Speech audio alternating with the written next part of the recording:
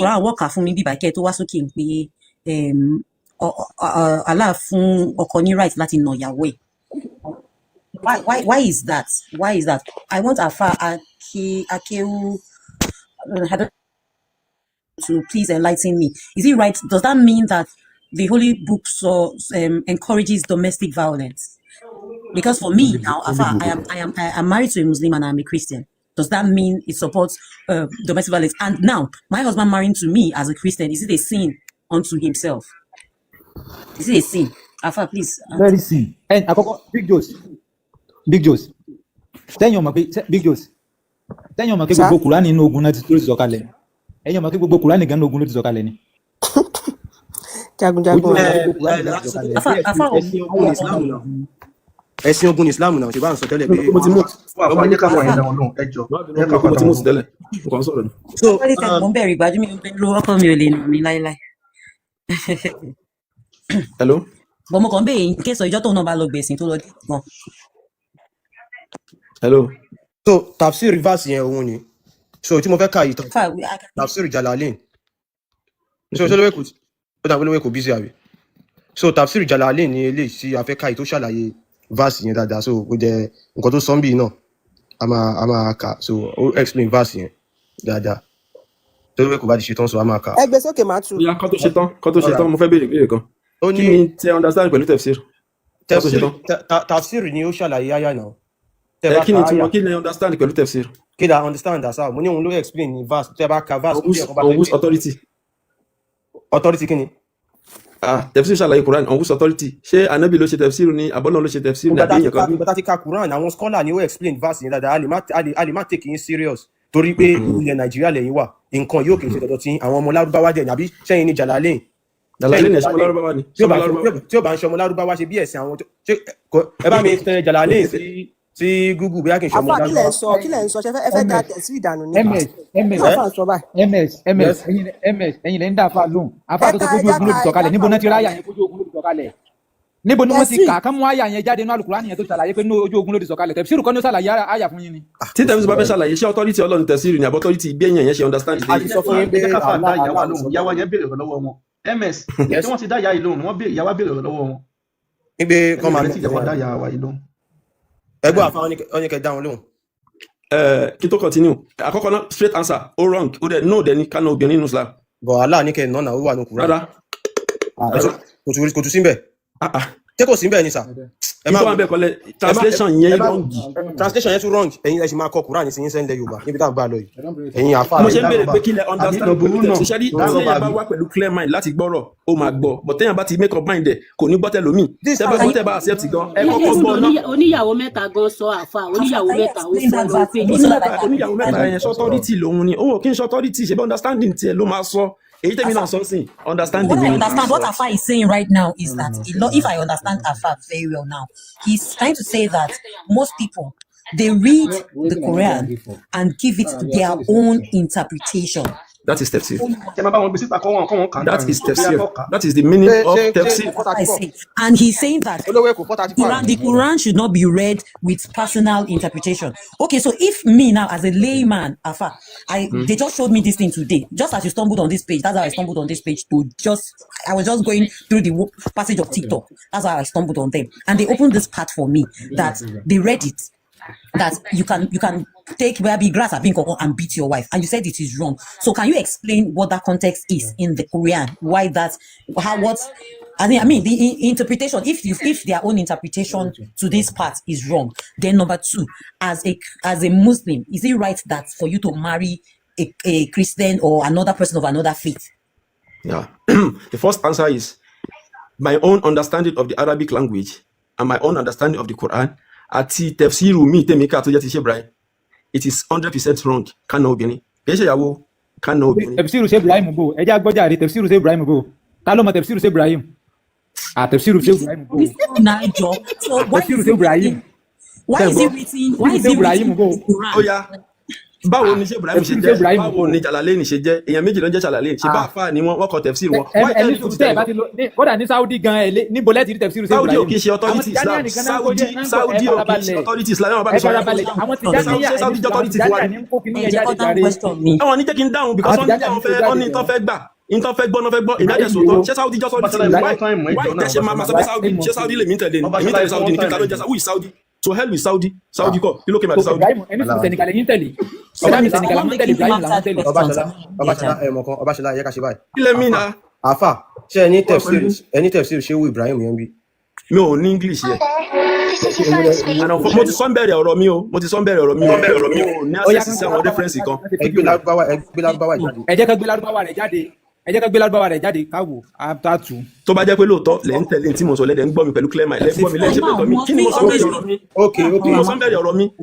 Ìyá wa TNT ká tó bẹ̀rẹ̀ wọ́n sọ wípé àwọn ò ní àwọn references yẹn nítòsí.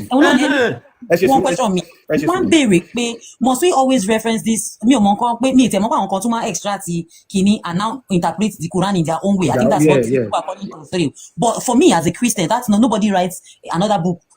That's how we should follow. You have to still reference the Bible. So, Afa, can you reference the Quran and explain what your own understanding, please, without the tafsir? Without the tafsir. Without the tafsir. Ọba ṣe kíní kan yẹn, mo rí pé wọ́n understand Arabic language to some extent. So wọ́n lè máa check mi. Verse yẹn, ó ní òun kọ́ lẹ gbé wáyé o. Wọ́n kíní kan tẹ̀ka fún nànú ṣúzà hún náà ní verse tí wọ́n kọ́ta ní fún ọ̀gbìn. Aya mi lele ele kai. Aya mi lele yìí. Ẹ kai. Ele. Àṣefọ aya ìgbà tí ara Jóòbù ya lele. Ẹ ka. Ó ní wàhùs biyadika. Diksan fadri bigi wala tahnas inna wa translation bo le lọ gbé wa ibile ti quran.com okay check it out èyí tó ṣe bí tafsir ko wà lọ́wọ́ yín bẹ́ẹ̀ yẹn ẹ lò yẹn ms baba ìyẹn tẹ lò je quran.com tó ṣe pa America náà ṣe Quran ló wà lókè ṣe bí Lárúbáwá lẹ ń kà yẹn ṣe bí Quran ló wà lókè yẹn ká Lárúbáwá náà kẹ́ tú. Okay ọ̀rọ̀ yẹn bọ̀ láti bì kan on sọ̀rọ̀ Ayuba ngbatare oya ó wá ń sọ process tó lọ ń take pé kó fi kare fi ya ó wá ní kó mú ọwọ́ ẹ̀ kó fi mú ewé so kó dẹ̀ fi kò sí wife ibo ni wife context wife ti wà ẹ lọ wò látòkè Quran.com tẹ́kọ̀ Amẹ́ríkà ló ṣe. Ok kí náà ní kó test yẹn. Kí náà ní kó fi kárí òya ẹ má jà ṣàbòsí náà. Ẹ ṣe sùúrù bàbá. Ok ẹ scroll lọ sókè kò tiẹ̀ sọ̀rọ̀ ìyàwó ó ń sọ̀rọ̀ ní kó fi ìwé yẹn kó fi nà. Ẹ ṣé àwọn ọ̀dọ́ àwọn fẹ́ ilé yìí ni. No.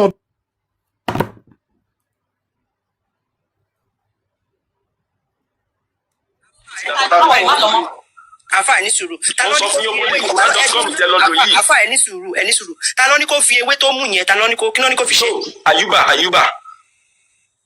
Kí ló ní kó fi ewé yẹn ṣe? Kí ló ní kó fi ṣe? Dọ̀rábà níbẹ̀ yẹn ẹ̀yẹ́ lè tún sí kan fi nà kan àbí kó ṣe bákan. Dọ̀rábà òun ṣe ó flexible verb ni. Ok, ta ló ní kó fi nà? Kó wọn ní kó fi nà yàn. Dọ̀rábà ò kí kí ló ní kó fi ṣe? Ṣé wọ́n ní kó dọ̀rábà mi kó process. Dọ̀rábà mi kó process dọ̀rábà máa mi process. Níbí báyìí kó process ewé yẹn ni. Ọba ẹ sọ̀rọ̀ ẹ mọ bí tí mo sọ yìí. Láti fi ṣe ìwòsàn irú dọ̀rábà bíbá yìí sìn the best translation is kó gbó. Ok. Bẹ́ẹ̀ ni yàmọ̀ tó ṣe ẹni onílọ́lọ́lẹ́ wà lọ́rùn. Ó yẹ sùúrù bàbá ẹ̀ka ilé. Wọ́n ní wọ́n ní dọ́lọ́bà tó wà mí báyìí náà. Báàsì tó ń sọ̀rọ̀ yẹn lélẹ̀. Kí ló dọ́lọ́bà olówó wà mí báyìí náà ẹ fún wa ẹ ṣe. Ó yá Àfà. Dọ̀rábà tó wà ń bí lọ́dọ̀ understanding tèmi àti commentary àwọn tí èmi tẹ̀lé dọ̀rábà tó wà ń bí dọ̀rábà ká sá fún yàn ni. Ó yá ẹ ṣe sùúrù mo ní sùúrù náà máa fi ṣàlàyé fún yín tẹ́bà nígbọ́ ẹ̀wò kẹ́rì mi ò wá láti jiyàn mo wá láti educate ni. Ó yẹ ẹ̀ka àyà yẹn. Kíkáyà yẹn ṣe torí àwọn èèyàn àbí torí tí tó bá yẹ torí ẹja lọ sójú kíbi táwa yìí ni wọ́n fẹ́ mọ̀ awakọ̀ ms ẹ fàfà lẹ ìyá wa ni wọ́n béèrè lọ́wọ́ yín. ìyá wa tó wá fẹ́ mọ̀ yẹn jẹ́ kí n ṣàlàyé fún ẹ má bínú àmọ́ fún mi ẹ kàn ká Kùránì yìí kẹ́lẹ̀ ṣàlàyé fún ìyá wa nǹkan tó wà ń bẹ ẹ ṣe. ìyẹn kọ́ bí mo ṣe máa dáhùn question kọ́ nìyẹn ẹni yìí béèrè question ẹ jẹ́ ń dáhùn lóhùn dáadáa bẹ́ẹ̀ mi èmi náà béèrè ọ̀rọ̀ lọ́wọ́ kẹ́wẹ́ kì í ṣe yín. ìbéèrè tí mo dẹ̀ béèrè sir for me mi ò ní fẹ́ kẹ́ sọ pé interpretation please explain as it is written in the Quran. I don't like when you say people use their own mind. Understanding, no, not mind, their own understanding. Mo máa ń gbọ́ kíní mọ́mì mi máa ń gbọ́ program kan wọ́n máa ní tí wọ́n fi interpret Quran tó wá lóhun ní tàùsírì. I'm just saying that there's something they call tàùsírì or whatever now. You understand? Please, I don't want to. If you want to preach to me from the Quran and don't tell me that one person that God created just like me too now interpreted the Quran in another way. Thank you. That me too can be, I can be, if I read the Quran too, me too, and God gives me the emo, I can be a Tafsiri and open my own. God So bless now you. tell me from Quran, this part, you are an educationist, educate me, let me learn. I asked you 2 questions. First about the hitting of a woman, and the second one, can a Muslim man, as a Muslim as far as you are now, can you marry a Christian? So please just answer those 2 questions and Thank probably you. I'll be out of here. Ẹ ṣeun. Thank you. Yeah, níbí báyìí, Ar-Rijal Qawwamuna, ẹ̀yin mo bá sọ̀rọ̀ TNT, Ar-Rijal Qawwamuna 'ala an-Nisa. Àwọn ọkùnrin ní òpó fáwọn obìnrin. Okay. Bima faddalallahu ba'dahum 'ala ba'd. Látara bọ́lọ́run ṣe dá ẹnìkan lọ́lá lórí ẹnìkan. Wa bima anfaqu min amwalihim. Àti wípé torí àwọn ọkùnrin ni wọ́n máa ná owó wọn. So it is upon the man to spend on the wife. So òun dẹ̀ ni kó máa ṣe checkmate. Qawwamun yẹn means ó máa checkmate yẹ. Okay. Ó wá ní fasolihatu. Ṣé àwọn obìnrin tí wọ́n jẹ́ obìnrin rere qanitatun tí wọ́n kọ́nu Ọlọ́run. Tọ́kọ̀ Ọlọ́run that they are mindful of Allah, God. Hafizatu lil-ghaibi bima hafizallah. That protect, tán ṣọ́ nǹkan tó wà ń kọ̀rọ̀. Látara pé Ọlọ́run náà ṣọ́ nǹkan yẹn. Nǹkan ẹ̀ṣọ́ ni nǹkan tó gbúdọ̀ wà hidden ni. Àwọn obìnrin náà wá tẹ̀lé bẹ́ẹ̀, that is their body and their private part. Ṣé understand? Ó wá ní àwọn yẹn, ó ti clear àwọn yẹn, bí Quran ṣe máa ń sọ̀rọ̀ tí ó sì sọ pé àwọn yẹn ọ̀hún ní problem. Ó wá ní àmọ́ wallati, ṣùgbọ́n àwọn tó ṣe wípé takhafuna nushuzahunna. Tẹ́ wá ń bẹ̀rù ìṣesí wọn bí wọ́n hùwà tí ò dáa. Àkọ́kọ́ fa'izuhunna. The first thing to be done is preach to them. Okay. Tẹ́ bá That's ṣe the wife any or anybody. the wife. The wife, okay. Yes. So lẹ́yìn yẹn wahjuruhunna fil madaji. That is tí wọ́n bá gbọ́ nìyẹn. So ṣe wá sí fún gbọ́. Then the next step is má sún mọ́. So because obìnrin ó máa ń believe pé téèyàn bá ti súnmọ́ òun ẹ mọ̀ hatred pé èèyàn ń bínú sọ́wọ́ sí wọn nìyẹn. Okay. Ẹlẹ́kẹta wadribuhunna then ẹ jìnnà sí pátápátá kó má di orí bẹ́ẹ̀dì nìkan mọ́. Kó má di orí bẹ́ẹ̀dì nìkan. Divorce ti ń ṣẹlẹ̀ yìí. Ẹ avoid díẹ̀. Ìyẹn làwọn yẹn wá ń tú sí ẹ̀nà. Divorce ti ń ṣẹlẹ̀ nìyẹn. No, divorce kọ́. Ẹ má ì tí ì jẹ́ lọ. Ẹ má ì tí ì jẹ́ máa dá mi lọ́nà. Afa, I am highly disappointed. Olè ẹjẹ tó bá ti kà á tán lọ́wọ́ àwọn sílẹ̀ káwọn ẹ̀ṣẹ̀ wá dé síta fún gbogbo ayé. Ẹni sùúrù, èmi fẹ́ bẹ̀rẹ̀. Please correct me. From what you said, in this context, it is if you teach them the way of Islam, they do not accept it. First of all, starve them sexually, right? If they do not still take heed to what you are teaching them, be far away from them completely. Okay, if a husband is far away from his wife completely, is that not divorce? Okay, if a husband is far away from his wife completely, is that not divorce? So it means divorce them. Divorce or divorce, whatever pronunciation is in English. So even tí kò bá nà tó bá divorce, does that mean the Quran supports divorce? Because this is taking me to another question. It's taking me to another question. You are saying it's not beating, as in no in the physical act, but koji no see, sexually, and then afterwards, if she still does not take it, she should koji no see pátápátá. Tó bá jìnnà sí pátápátá, kí ló tó wá fẹ́ jẹ́ kó máa jẹ́ tọkọ tìyàwó mọ́? So that's my own question, no, because explanation tẹ fún mi yìí ṣe ó tún gbé mi lọ sí ibòmí láti máa béèrè question. So well, you've answered. The second one is can a Muslim man marry a Muslim? What in that below second question? Me can't share to us over your two. So the second one now is what it two yẹn tán. Èmi dẹ̀ ti ṣe ká tún tiwa ni. Any sùúrù sir, communication lele. Communication shouldn't be one way. It's two way. For us to establish communication, right? It should be two way. So kọ́tà fà ṣàlàyé ní mo tún sọ ni mo repeat mo kọ́ gbọ́. Okay, kí lẹ sọ? Ẹni pọ́n ní kí lẹ ṣàlàyé? Text ni kọ́kọ́ ní ọkọ àti ìyàwó ń ṣe nulẹ̀. Ìyàwó bọ́kọ̀ fọṣọ, èèyàn jẹun. Ẹ wá ní kó jìnnà sí, tí bá jìnnà sí, tó bá jìnnà sí mi ṣé màá sì tún máa bá fọṣọ mọ́ ni? Kí ni iṣẹ́ mi mo tún fẹ́ máa ṣe ń lé fún? Just to let her know you are hungry. À ń ṣe ní tí mo sọ intern ṣe ni tí ẹ máa ṣe sùúrù tí ọkọ ò bá súnmọ́ ìyàwó ẹ̀ dáàdì kí ló ṣẹlẹ̀ nǹkan báyìí ló ṣe kò gbọ́. 50 years nígbà mí gan wọn ní súnmọ́ ara ọmọ at some age you not even have that urge. So ibẹ̀ yẹn wà nìyẹn ti wọlé. But what I'm saying, you said you started with sex first because kó má sùn wọn then tí o bá ṣe ó tún jìnnà sí. So jíjìnà yẹn mi ní ṣe oúnjẹ fún kò ní jẹ kò ní jẹ́ kí n bá àwọn fọṣọ mọ́ then working hard to communicate dáadáa mọ́. Yes, so that there's a reason behind it. Divorce bẹ̀rẹ̀ kan yẹn ni. Divorce kọ́ tó bá jẹ́ ẹ jẹ́ n ṣàlàyé fún yín, let's be honest, tó bá jẹ́ pẹ́yìn ẹ̀kọ́ obìnrin ló ṣe bẹ́ẹ̀ fẹ́ mi kí ni tó ń try láti sọ fún mi yẹn ṣé divorce ni. tí ẹ̀sà tóbìnrin tí ọkọ tó bá ń avoid yẹn tó ń ṣe gbogbo orúkọ bẹ́ẹ̀ at some point the woman too tóun náà bá bẹ̀ sí avoid nǹkan that's not a way of that's not a good profile Quran ò profile good solution nígbà yẹn nìyẹn. Because to avoid the person. Every one of us have our ego. What if that person on that end does not even understand this thing that you are saying? And he say, "Whoa, especially in these our days, forget the days of the Quran. In these our days, you bone me. I go lock up for you. I go begin to find that social thing to make me happy. I go get on TikTok. When evening reach, I cook food for myself. I chop. Your clothes, you put them inside washing machine. Afar has gone. Your clothes, you put them inside washing machine. You wash. I greet you in the morning. We greet. If you no answer, I no answer. No be there divorce. They take start. Now they take start, but Afar has gone now. That's the unfortunate part. Because he's trying to explain the bit that is not beating. So yes, even ìyàwó ẹ má bínú wá kojú kòkòrò ṣé ẹ mọ̀ pé ká ní Kùránì wọ́n sọ̀kalẹ̀ ní èdè Yorùbá ni ṣé ẹ mọ̀ pé gbogbo bó ṣe ń pẹ́ bí nà ló wà ń bẹ̀ gún lọ́bẹ̀ ló wà ń bẹ̀ irọ́ sáfún ló wà ń bẹ̀ ṣé ẹ mọ̀ pé kò ní sí gbogbo kíní yẹn bẹ̀. Because this Quran is not meant for us kò kí n ṣe tọ̀dọ̀ tiwa èdè wa kọ́ nǹkan tó tiẹ̀ wà ń bẹ̀ àwa máa kà fún yín. Not happy that Afar has left. I'm going to get into his DM. I'll get into his DM. Because he has to answer those questions completely and answer the second one too. I don't know. Maybe he thinks maybe I know you people or your group, but I'm here to get clarification. Do you understand? I won't know the truth. You can't tell me say, okay, them the people in this place now, they don't say na beating. They say Quran say make you they beat your wife. Okay, I don't speak pidgin now. I say my English one, I speak pidgin. They say you can't explain. You can't explain and say no be beating. Afar to look 100 naira Afar no so he say no be beating. He say no be beating. He say na to avoid and give am space. Afar Salmon ba wa tu aya. Afar madam mi lohun. Ẹ káalẹ́ sir, assalamu alaikum. Wa alaikum salam. Èmi ò máa kéwú. I get so but in tem mi ní question tem fẹ́ béèrè ni. So inú mi dẹ̀ máa dùn tẹ́ bá lè answer. Okay, ṣé mi sir? No, Muslim ni mi kì í ṣe. So ìyàwó yín kọ́ ẹ má bínú ìyàwó yín kọ́. So ẹ lè ran Afar tó bọ́lẹ̀ yẹn lọ́wọ́ nípa verse. Jẹ́ ń gbọ́ mi.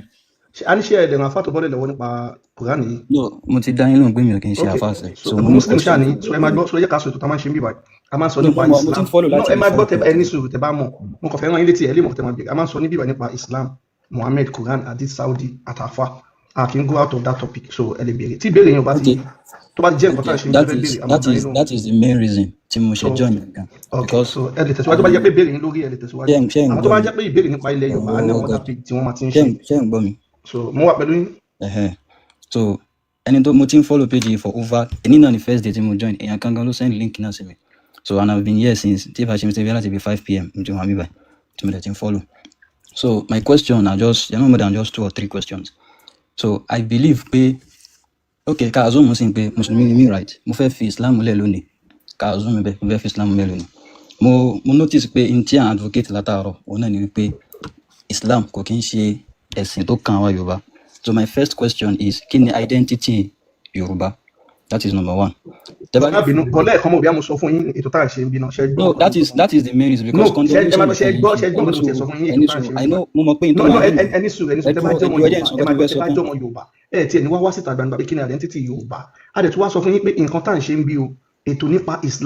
Muhammadu Saudi Quran Hadith òun là ń ṣe nípa no tẹ́yìn bá ń gbọ́ mi tẹ́ bá ní nǹkan tẹ́fẹ́ sọ ẹ lè tẹ̀síwájú ètò tá à ń ṣe ń bí à ń fẹ́ tá a bá mú tọ́pìkì mi wà tá a bá bọ́ síbẹ̀ àti ń yà lọ́bọ̀ mi so ètò tá à ń ṣe ń bí ẹ jẹ́ ká dúró lé lórí tí ẹ bá lọ́rọ̀ mi sọ ẹ jẹ́ ká tẹ̀síwájú. àti pé orúkọ yín gan identity yín ni orúkọ yín sí orúkọ ládùúgbò. ms tí ẹ fi wọ́n lẹ̀ ní láti dá ẹ ká máa ṣètò tá à ń ṣe lọ ẹ tẹ̀síwájú lọ àfa tó wà lókè. ìyàwó àfa ti dé padà. ẹ má bínú kọ́ ló ń wọlé wáìfì ló pè. ẹ má drop mi nsìn. wáìfì ló pè. message tí mo. dá yín lóhùn pé tẹ bá ní nípa ọ̀rọ̀ Islam lè wà bíbá tẹ bá fẹ́ béèrè nípa Yorùbá àwọn platform tẹ̀lé lọ́wọ́ wà nípa ilẹ̀ wa ìyàwó Ifáṣẹ́sìn Aláréwò bàbá Fálọdún Ifásòótọ́ wúrà in the building Ìyálóde bẹ́ẹ̀ lọ tẹ bá dé platform wọn nǹkan tó máa ń sọ kò ju nípa ọ̀rọ̀ Yorùbá lọ adẹ̀ ní babaláwo ní Fọlámi a ní Àpàṣẹfá gbogbo àwọn obìnrin tẹ bá débẹ̀ wọ́n máa sọ nípa nǹkan tẹ bá fẹ́ béèrè bọ̀ ní bíbá ilé kéwù ní bíbá fún àwọn tí wọn ò lè ka Lárúbáwá nǹkan tí àwọn ṣe ń bíbá ní ẹ ṣe.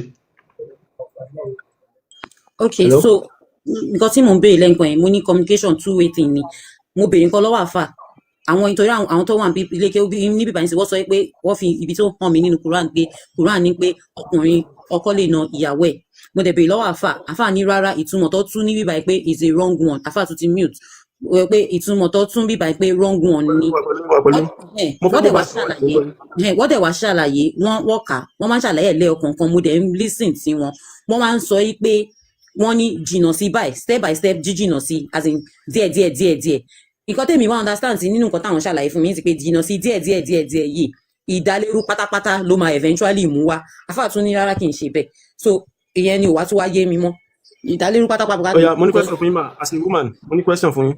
mo ń dá yín nù mo ń gbọ́.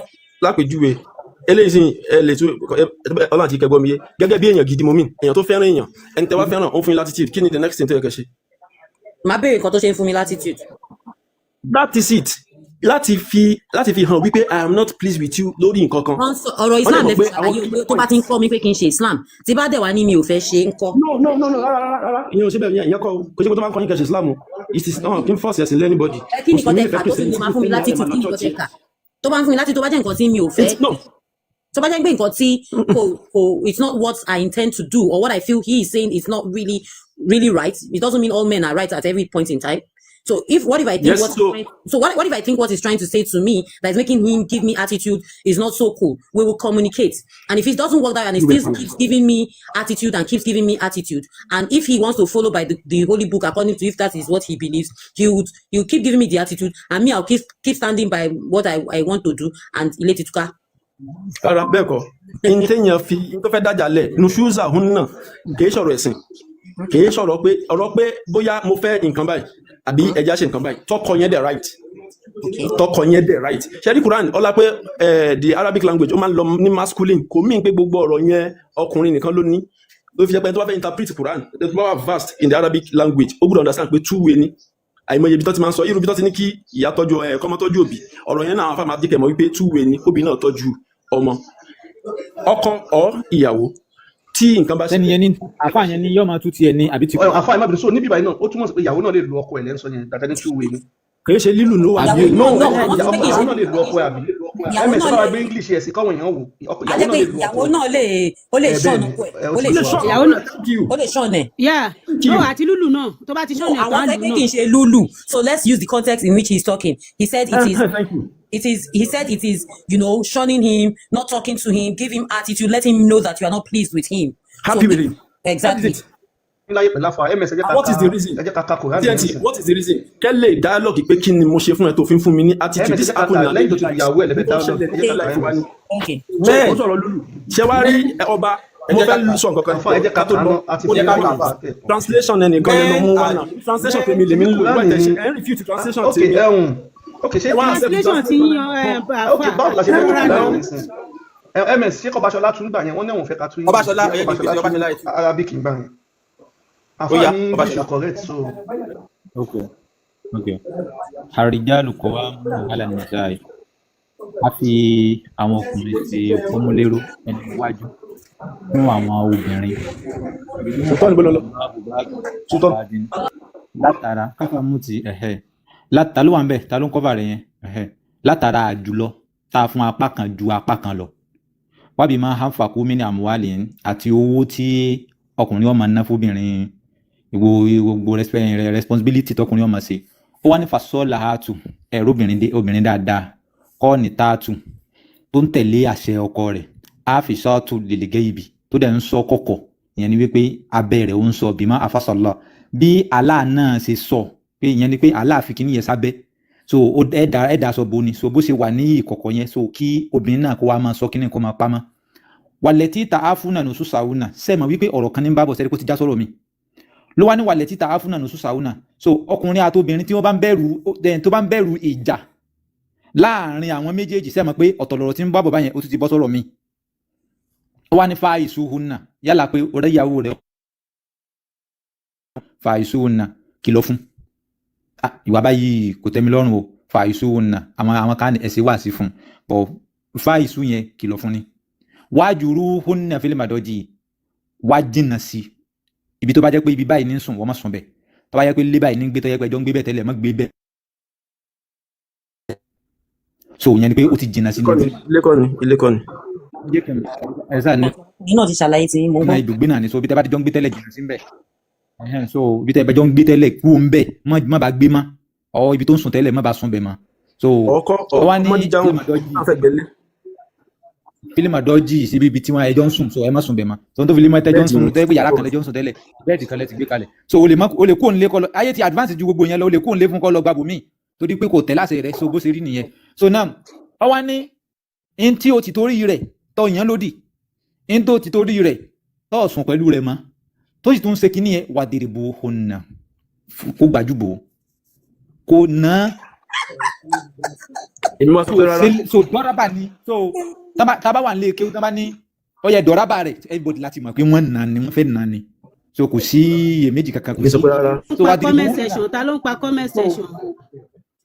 so wà dèrè bò ó nà so nà so tábà sọ pé kéèyàn nà yàn ooo network lè gbogbo nǹkan tó bá fi wá jọmọ́ tán fi nà yàn sẹ́yìn pé kò mention pé yẹn agbádá ni kò fi nà àwọn bàbá wa náà kàn máa ní yẹn aṣọ agbádá etí agbádá rẹ̀ kò fi báwí no dọ́rábà ni alukurani sọ nà so tálá náà bá sọ̀rọ̀ ní alukurani pé fàdọ́rábà láwù mọ́sálá kìnìkan ó ti fìyà já wọn kan nìyẹn so fìyà jẹ́ so bó ṣe rí nìyẹn fàyín àtọ́ nàkún so tọ́ba wa jẹ́ sí pé nígbà tó nà tán tí o ti má pa lára rẹ̀ yẹn so tó wá padà tẹ̀ láṣẹ rẹ̀ pàlá tàbúgbò àlẹ́ yìí nà wọ́n náà má kọjá là sẹ́bíìlà ní aláàká náà aliman kẹbíra so lẹ́yìn tó ti nà tán so tó bá padà wá gbóngbà tó fìyà jẹ́ yẹn wá ṣẹ̀ṣẹ̀ gbọ́n tó wí so dáàmì aláwò lágbára kankan ju pé lẹ́yìn kó fún ọ ní kò lè yí ọkàn ó ló lọ́kàn ó so bó ṣe rí nìyẹn. so nǹkan tí mo fẹ́ kí ìyàwó tí mo fẹ́ ká jọ mọ̀ ń bì ní pé ìyàwó ẹ tí ẹ ṣe sùúrù ìyàwó ẹ tí wọ́n kọ́ ṣe wáàsí fún tí kò change ẹlẹ́ẹ̀kejì tó ta kété sí ibùsùn tí o sùn sí tó fi ibi tó ti ń sùn tó fi dẹ̀ tí kò change nǹkan tó tún le ju nǹkan yẹn lọ lèèyàn tún máa ṣe fún ní ẹlẹ́kẹta aládé nìyẹn lu nǹkan tó wà níbẹ̀ nìyẹn. kéèyàn fún ní resetting slap. lu nǹkan tó wà níbẹ̀ nìyẹn so àlá ẹ ṣe sùúrù àfà wa ẹ ṣe sùúrù àfà àlá àti Muhammadu àwọn ni wọ́n bẹ̀rẹ̀ domestic violence àwọn náà gbé wá sí ilé ayé. èèyàn méjì sọ̀rọ̀ ẹ establish ọ̀rọ̀ ẹnìkan ẹ recruit ọ̀rọ̀ ẹnìkan without basis. torí pé akaki náà gbà tẹ́mi sọ̀rọ̀ tèmi ẹ ṣe sùn mí sọ̀dẹ̀ náà gbà tí mo sọ̀rọ̀ mi ẹ tún sọ báyìí ẹ establish as fact ẹnìkan wá sọ lẹ́yìn mi ẹ wá establish as fact. no now the last part tí bàbá ń jà bias nìyẹn náà mi sọ̀dẹ̀ náà. the last part àfa yẹn kà tó ní pé tí ò bá gbọ́ tó ní wá dùbúrú náà the last part tí wọ́n kà yẹn tó ní tí ò bá gbọ́ yẹn. ẹ o gbà tẹ́mi sọ pé kò ń ṣe bẹ́ẹ̀. ó yá kí ni dùbúrú náà yẹn kí ni yẹn mean.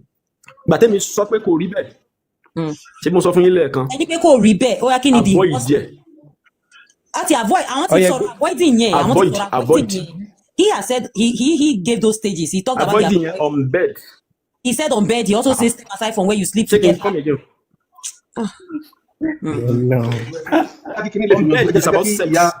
Sex ni kò ló wà nù marriage ni why ṣe sex gan. wọ́n ti fẹ́ fi Kùránì tún mọ̀ ọbaṣọlá ẹ̀jẹ̀ mú kí wá fún ṣé dọ̀rábà ṣé nínà nìkan ni dọ̀rábà wà fún ṣé nínà nìkan ni dọ̀rábà wà fún why now. ms ẹni kí ìyàwó kà fún àwọn bí akáwá wẹ̀ tó. gbogbo nǹkan àáfàá ló ní opposite gbogbo nǹkan àáfàá ló ní word and opposite kò yé mi rárá kò yé mi àáfàá gbogbo nǹkan yín ló ní opposite. wọ́n ti ní wọ̀ ní dùbúrú. bẹ́ẹ̀ ni wọ́n máa ní opposite báyìí. mo ti gbọ́ yín sà. wọ́n tún ní wọn fọ́n wọn láyé báyìí fún ní táìmù. àìmọye àfa tó fẹ́ kristian ó yẹ ká kí fún ayé ká gbọ́ látọ̀dọ̀ àìmọye ìyẹn ò tẹ bọ́dà ẹ jẹ́ kí ìyàwó kà fún àwọn ká gbọ́ ọbaṣọlá before because. ìyá tí yẹn ti ká fún ayé ká gbọ́ ná gbà tí wọn gbà wá gbọ́ káwẹ́ tó máa rí ká. tí kò kúrò àwọn kúrò ń bíbá yé mi ò dẹ̀ wọ glasses mi láti rí screen yẹn o so where's my glasses.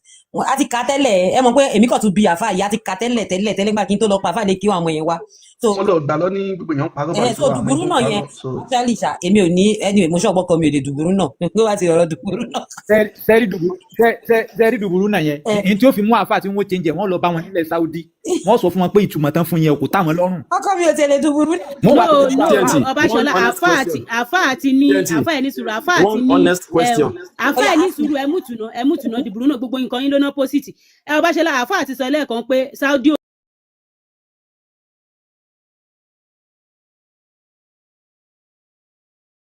mi mọ̀ bí táwọn ti lọ ṣàtìlámù tí wọ́n tán lò ire o. I want to ask one NS question, but I also want you to answer my second question of can a Christian and Afa marry a Christian woman without her changing? Because they also established the fact that they said that you Emma Bamoshi. They also established that fact. I know God and Kweteta mi don't but àwọn èèyàn sọ̀rọ̀ ẹ sọ wípé àìmọye àwọn àfáà tó ń fẹ́ Christian. So oya ẹ fi dìbò náà lẹ́nu oya ẹ continue pẹ̀lú second question mi. Ṣé Afa can a Muslim marry a Christian and she will not change? The straight, simple and honest question is yes. Okay. Is yes. must she practice Islam, or she's permitted to practice her own religion? Islam, or she's permitted to practice her own religion. It's permitted and she's free to practice any religion. How do you not establish? Please now wait. How do you not establish the part where they read to me that they said Emma Bangoshe? Please bring it up. You know, like for me by you. Me, I don't know anything about this thing. But my husband is not an That is the reason. That is the reason. So they brought it up here for that me. That is the reason. Timotion of me people context. Oh yeah, please explain this context that they brought up. Context. Emma Bangoshe, even if it's your mother, even if it's your child. The first one, So wọ́n ní kán má bá wọn ṣe. Wọ́n sọ ọ̀rọ̀ yẹn establish ọ̀rọ̀ ogun àtàwọn tí wọ́n wà lójú ogun pé ẹ má fẹ́ràn wọn láfẹ́jù débi wípé wọ́n á tayọ àlà sọ́lọ̀ tẹ́ ẹ wá nílé ṣe kíni tẹ́lẹ̀ against wọn pé kíni wrong àbí worst ó dojú ogun ó wà dípẹ́ face ara yín so time bẹ́ẹ̀ ties family ó ti break yẹn ìyẹn ni mo sọ pé context báwo ni the same Quran tó sọ wípé táwọn parents ẹ bá jẹ́ lẹ́bọ o gbọ́dọ̀ rí wọn fín just explain báwo that same Quran ṣe máa wá lọ sọ pé ẹ tún lọ bá wọn jà no why tẹ́ ẹ lọ gbébi tí ó ti sọ pé ẹ gbọ́dọ̀ rí wọn fín kódà tó bá ní kẹ́ má sìn Ọlọ́run gan mọ́ why tẹ́ ẹ gbé bẹ́ẹ̀ jáde no now let's be honest with ourselves ẹ lè má gbàgbọ́ but yín omi pé kẹ́ máa sọ bóyá bẹ́ẹ̀ kọ́ lọ. ẹ fún wa ní ẹjá bá fa yẹn gbé jáde kẹwàá sàlàyé. ẹ fún wa ní gbogbo yẹn tó ní wọn àfáàfáà ní ààyè mú padì fún one time so ẹ lè jẹ́ ká wọ tọ́pìkì wa wọ́n ní àlá ní Ọlọ́run. ẹ kàn fún mi ní táìmù ni ẹ jẹ́ ń lo táìmù mi wọ́n fẹ́ bẹ̀rẹ̀ one simple question ẹ jọ ẹ jẹ́ last question last question dáadáa wo ni Muhammadu ṣe àlá kì í ṣe Ọlọ́run ká yanjú yẹn. how many minutes lẹ́fẹ̀ẹ́ fún mi ẹ bá lè fún mi 1 minute or 2 minutes mo fi ìbéèrè question yìí moderator lórí time Ọbaṣọlá tí wọ́n sọ pé àwọn tó mo rí pé wọ́n understand language ní mo ní 3 minutes kan fi ṣàlàyé. ṣé ọ̀rọ̀ kan nínú kéwù àbí nínú Yorùbá gangan ẹni sùúrù ẹni àfúnyín 3 minutes. ọ̀rọ̀ kan kì í ní ìtumọ̀ méjì. àfáà yóò ní dákẹ́. àlàyé kan tí olówó èkó tó ẹ ṣeun sá. yà tó bá jẹ́ pé inú Lárúbáwá. ebe mi lẹ fún 3 minutes. náà lóríṣiríṣi ìtumọ̀ bẹ́ẹ̀ ni. time ẹ má lo time ẹ dákun tó bá jẹ́ pé ìmú ni time yẹn. now dọ̀rábà ẹ jọ̀ọ́ ṣe èmi náà ní 3 minutes mi ti waste Ọbaṣọlá dọ̀rábà ọ yàtọ̀ sí Lárúbáwá gan ṣé kò sí èdè kan tó máa ń túmọ̀ nǹkan púpọ̀ a word that has different meaning ẹ kọ́kọ́ dá mi lóhùn. gbogbo ayé ló ní so gbogbo ayé ló níyàn tí mo ti dá yín lóhùn. ó yá àfàṣẹ. àwọn ní kọ. hello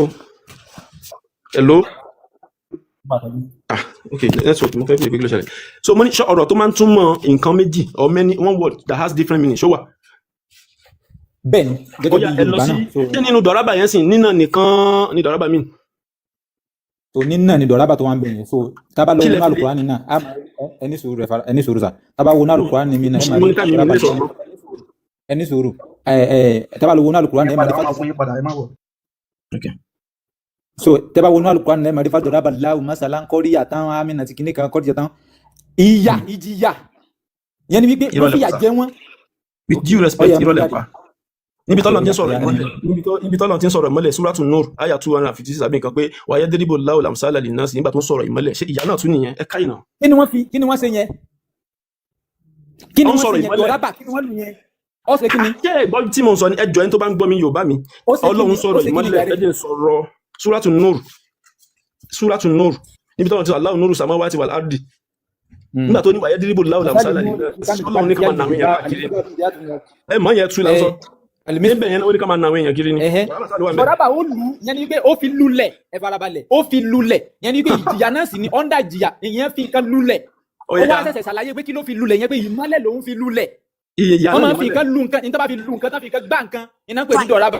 ẹ bẹ̀rẹ̀ Ọlọ́run ó yá ẹja tẹkínìsì online dọ̀rábà láhùn dọ̀rábà online dọ̀rábà kọ́ no ẹ ti tẹ dọ̀rábà ẹni sùúrù dọ̀rábà ládó lélẹ́rí ẹ̀yin fún alára yẹn tẹ̀sọ́ online pé dọ̀rábà.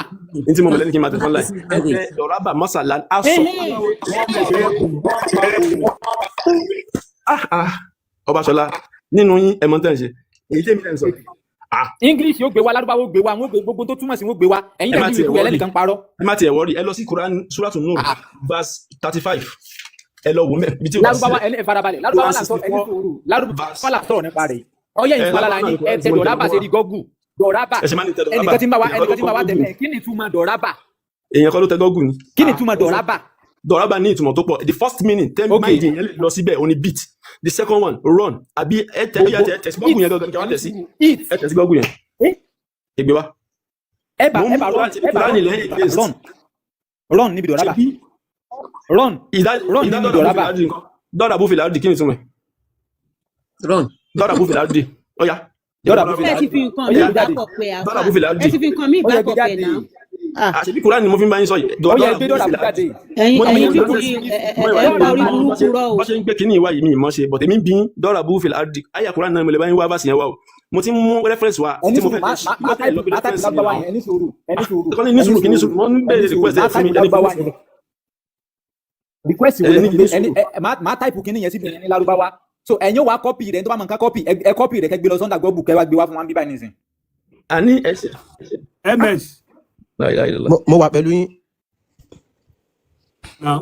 àwọn bomi tí wọ́n ti sọ Dọ̀rábà nù Kùránì ìjà lọ tí náà ló ń sọ ní tèmi ń sọ nìyẹn. ẹ̀ka pin ẹ̀ ẹ̀ka copy rẹ̀ ó yẹ copy tí mo type yẹn ẹ̀ka copy rẹ̀ kẹ́ gbé Sunday Igboho kẹ́ wá gbé. àti mo translate gan lórí TikTok báyìí sìn ó kọ ìjọba Ìṣọ̀lá kọ kí ni ó kọ hit fún mi hit ló kọ.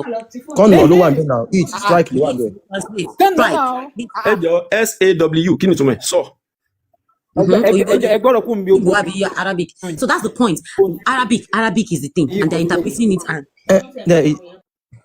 Ìyàwó àti Àfà that is to tell you kíní ló tún ṣì ń fi àfẹ́mẹ́ wípé Ìsìláàmù yìí kò kí ń ṣe tiwa wọ́n sọ Kùránì kalẹ̀ lédè Lárúbáwá kò kí ń ṣe èdè wa. Even Àfà gan ẹ̀ǹkan yẹn gan Àfà àkọ́kọ́ sọ fún mi pé nígbà tó kọ́kọ́ tó bẹ̀ sí explain gan pàápàá ibi hitting yẹn gan ọkọ́kọ́ sọ pé wọ́n ní kó gbó nǹkan ni kó gbó ewé fún mi. Ìyẹn ń sọ̀rọ̀ obìnrin ló ń sọ o ẹ lọ wo o Quran.com parọ́ ni o. Dọ̀rábà yìí kí ẹ ti ṣe interpretation Dọ̀rábà yìí gẹ́gẹ́ translate. Hit náà ló ṣe ẹ já kúrò níbi ọ̀rọ̀ yẹn béèrè yín lọ́wọ́ Àfà ká bọ́ sí gbangba. a kò ti béèrè wọ́ọ̀ tí sọ. ẹ já kúrò mẹ́ẹ̀. wọ́n ẹ̀ jẹ́ ń sọ̀rọ̀ mo ń explain nǹkan mo ní kẹ́ lọ pé Quran ẹ̀ lè gbé jáde àti kúrò mẹ́ẹ̀ yẹn lílù wọ́n ní ìkọlù. Àfà èmi máa dín ẹ̀mí níbo nínú Quran lẹ́ni pé wọ́n tún ti lo Dọ̀rábà tí ò dẹ̀ mí ní. ó pọ̀ dáadáa. ó yẹ kí síta kẹwàá interpret nǹkan tó sọ ń bẹ̀. mi ìmọ̀ ṣe kí ẹ̀yin ẹ̀kọ́ fáwa ní fásitì ẹ̀yin lẹ sọ Kùránì a máa lọ gbé jáde. ẹ má bínú. ọmọ àgbẹ̀ jáde ẹ̀yin lẹ sọ pé ó níbo mi tó ti lo Dọ̀rábà tí ó kì í ṣe. tí mo ń tọrọ nìyẹn. Àfà ẹ má bínú ẹ jọ nílẹ̀ Yorùbá àwa náà ní àwọn èdè tí ó jẹ́ pé ọ̀rọ̀ kan ó túmọ̀ sí nǹkan méjì mẹ́ta for example ìgbà ẹ ṣe sùúrù ẹ má gbọ́ mi ìgbà tí n bá wá sọ pé mo fẹ́ jẹ ìgbà ẹjọ́ tẹ́ wá fẹ́ tú fún èèyàn ìgbà tó wà níbẹ̀ yẹn ìgbà wo ni ṣé ìgbà ti táìmù ni àbí ìgbà ti 200 pé mo fẹ́ jẹ 200 àbí ìgbà pé mo fẹ́ jẹ èso ìgbà èwo ló wà níbẹ̀. ẹbí mi ètò ẹbí wà yẹn kò ń ṣe the right thing because ohun ẹ yàtọ̀. ẹ ṣe sùúrù sà ẹ ṣe sùúrù ẹ máa gbọ́ mi mò ń jẹ́ kẹ́ ẹ wo sentence nǹkan tí ọ̀rọ̀ ń bá bọ̀ tí ọ̀rọ̀ kan bá wá túmọ̀ sí tó bá ní ìtumọ̀ méjì kí ni nǹkan yẹn kí ni wọ́n ń sọ bọ̀ lẹ máa mọ nǹkan tí ìtumọ̀ ọ̀rọ̀ yẹn gangan tó dúró fún. nígbà tí Allah sọ wípé ìyàwó ẹ tó bá fura sí o alákọ̀ọ́kọ́ ṣe wáàsí fún ẹlẹ́ẹ̀kejì ta kété sí orí ibùsùn ẹ̀ ṣe mọ̀ pé ta kété sórí ibùsùn ẹ̀ ṣe mọ̀ pé ìyẹn tún máa dùn ju ti wáàsí lọ. Yes. ó yẹ kẹ́ ẹ mọ̀ pé level 3 ẹ mọ̀ pé ìpele ni ìpele àkọ́kọ́ ṣe wáàsí fún ìyẹn ni bí easy ìpele kejì òun ni medium nígbé takété sí ibùsùn ẹ̀ ìpele kẹta hard ní ìpele kẹta Dọ̀rábà tó wà ń bẹ̀ lù ní kò síbi tẹ́ fẹ́ gbé lọ nílẹ̀ yìí torí níbi we are sensible persons. Arabic word Dọ̀rábà has multiple meaning just like Àfà has said, right? And in English translation depends heavily on the context. It can mean to beat, to strike, to hit, or separate or part.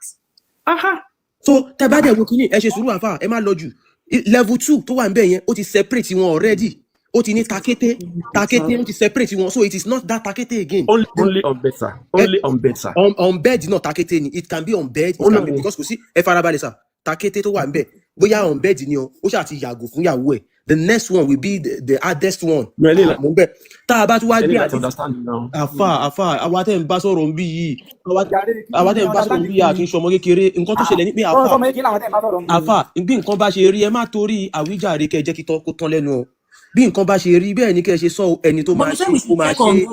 We said we should check on Google o And I typed the what you wrote, Doraba, and I just read it now. Again, it says the Arabic word Doraba. They wrote it the way Doraba, and they wrote it in Arabic, and they said has multiple meaning, and it is English translation depends heavily on the context.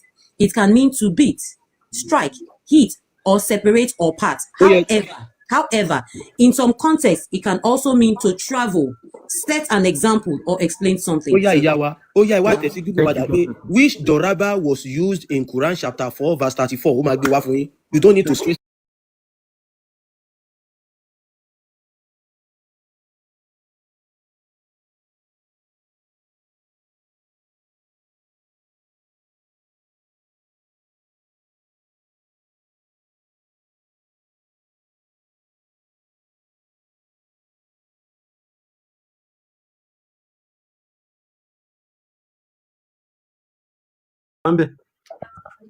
Mention separate ní number 2. Gbàtà ń ṣe baby. Kì í ṣe baby now, ẹ̀dẹ̀ so den dùn mọ́ yín lẹ́nu. Lọ́dọ̀ tí yín sí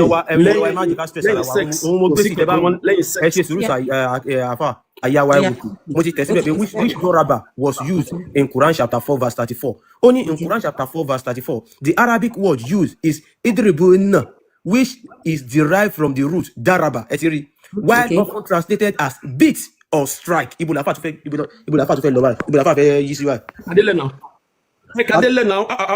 to strike. The word Doraba has multiple meanings. And some scholars argue that the context 434 suggests a meaning closer to separate or avoid rather than physical violence. Ìdí táwọn scholar fi ń sọ eléyìí ni wípé ẹ farabalẹ̀ ẹjọ́ ẹ ká tún kó tó wà ń bẹ̀. Ìdí táwọn scholar fi ń sọ eléyìí ni pé àwọn èèyàn ti rí wípé báwo lọ́lọ́run Allah yóò lè jọ lọ́wọ́ ṣe máa sọ pé ká máa lu ìyàwó wa làwọn scholar fi ń sọ pé àwọn scholar bí irú àfàwà tó wà lókè yìí pé nǹkan tó wà ń bẹ̀ ni pé ẹ yàgò fún lọ́nà, nǹkan tó wà nù verse yẹn ni pé ẹ lù ú. Ló sọ yẹn fún yín sà. If they now said, if they now ṣàlàyé from your own point of view. Àwọn wo ni scholar? I'm a scholar. For example. Irú èèyàn bíi ti ń ṣe bá scholar àwọn tó ń ṣàlàyé. Tá a bá ka tẹ̀síìrì àwọn scholar ló ń sọ̀rọ̀ ń bẹ̀. Nílẹ̀ Yorùbá ń sìn ẹ̀yìn náà ẹni scholar àwọn àfáà yín àgbàgbà lè máa sọ pé nǹkan etí láwàní ni kò fi lù, etí ìfìlà ni kò fi lù, nǹkan tó ẹ farabalẹ̀. MS Baba ṣe bí àwọn àfáà kan ṣé kéwú yàtọ̀ síra wọn because àwọn àfáà kan máa ń wá bí tó máa ń tún pé lóòótọ́ ni bọ̀ ayé ìsìn àwọn ò lè ní obìnrin ṣé kéwú yẹn ibo náà ti lọ kọ́. Tactics ni àníkọ́ tá à ń sọ fáwọn èèyàn wa ni bí kinní yóò kì í ṣe tiwa nígbà tẹ́ gbé nǹkan wá tí yóò kì í ṣe èdè wa tó bá jẹ́ pé Muhammadu sí ọmọ Chinese ni pé èdè Chinese lọ fi gbé kinní wá bá ṣe máa jiyàn sí chin chin chon a máa ní chin chin chon kọ́ kì í ṣe chin chin chon it's chin chin chun chin chin chan a máa jiyàn sí bá a ṣe ń jiyàn sí wádìrì ìbúhó náà ló wà ń bẹ̀ sáfún ló wà ń bẹ̀ nígbà tí ó ń ṣe èdè wa. MS ẹ jí ká bọ́lẹ̀ lórí yẹn ẹ jí ká lọ sí ìbéèrè tí olówó Èkó béèrè lọ́wọ́ àfa.